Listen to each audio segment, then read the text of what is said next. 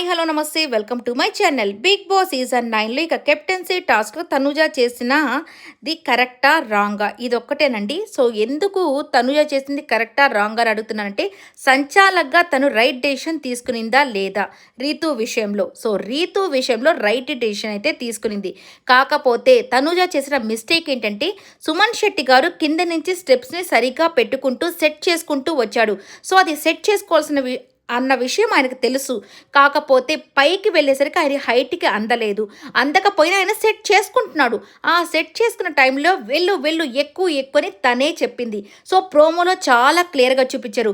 అన్ని ఎడిట్స్ చేసిన తర్వాత కూడా అంత క్లియర్‌గా అది చూపించారంటే అక్కడ ఒక తప్పు జరిగిందే.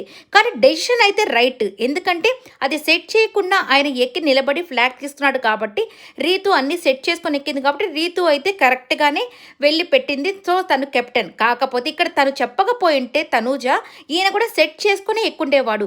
అక్కడ ఆయన నిలబడినప్పుడైనా నువ్వు సెట్ చేసుకోవాలన్నా మళ్ళీ అని చెప్పునుంటే ఆ నిమిషంలో సెట్ చేసుకునేవాడు. ఎందుకంటే రీతు ఇంకా 2 కిందనే ఉంది, ఇంకా పైకెక్కలేదు. ఇది రాంగ్ అని నాకైతే